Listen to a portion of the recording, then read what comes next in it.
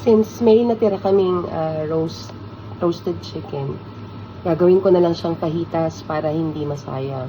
Pag hinimayin nyo lang, hindi naman kailangan durog na durog. Mas maganda kung medyo malalaki kagaya nito. So, I'm going to use 2 tablespoons of olive oil. Mas masarap kasi siya. Para mas marami, may flavor siya. Okay na tayo ng white onions. I prefer white onions para mas matamis siya. So, after that, I'm putting yung bell peppers. Ayan.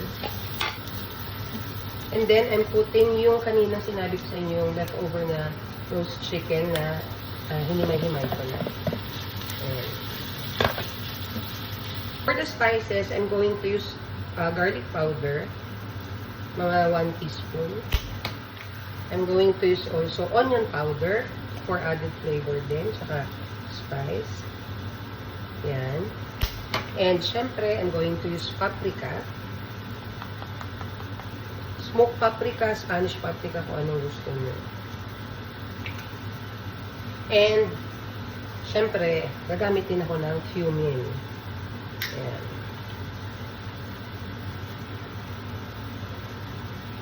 So, tikman nyo din siya if you want. Kung gusto nyo pang lagyan ng salt or sugar. Kasi, di ba, yung roast chicken, may lasa na. Kaya, ingat din sa paglalagay ng salt. Baka umalat. Kasi mamaya, pag binalot natin to sa pita wrap, maglalagay pa tayo ng cheese. So, kailangan, balance lang yung flavors.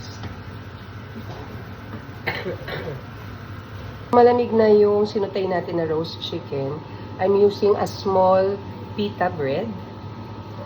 And then, maglalagay lang din ako ng sakto lang. Huwag masyadong madami kasi gusto mo pa rin siyang i-cover. Para kasi maglalagay tayo ng cheese. Para kapag yung binalot na natin siya, hindi maglalabas yung cheese, diba? So, para ka lang nagbabalot ng lumpia. Diba? Ganyan lang. Kung ganon, tapos itupi. Malambot naman yung pita, kaya walang problem. Tapos, ganyan lang siya. So, ngayon, ito-toast na natin yung ating pita wrap na merong chicken fajitas. Kailangan mainit na mainit. Huwag naman sobrang init kasi masusunog. Sabi sa inyo, hindi mo na kailangan balot na balot kasi pag nilagay naman natin siya, kagaya nito, flatten nyo lang siyang ganyan. Ayan. Didikit naman yan because of the cheese na nilagay natin. So, check na natin kung nakuha na natin yung gusto nating pagka-toasted ng pita. So, ito siya. Ganito dapat siya ka-toasted, pero depende sa inyo. Tapos, ibabaliktad nyo lang siya. So, as you can see, hindi siya natatanggal kasi nga, dumikit na dahil sa cheese. Yan. Ganun din. Same lang din yung gagawin natin sa kabila. Ito na yung chicken fajita.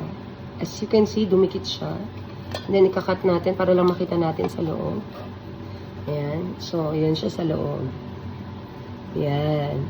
So, pwede kayong lagay pa ng salsa or ng sour cream or ng garlic mayo. Depende sa inyo kung anong gusto niyo. Let's try. Masarap. Lasang-lasa yung mga herbs and spices.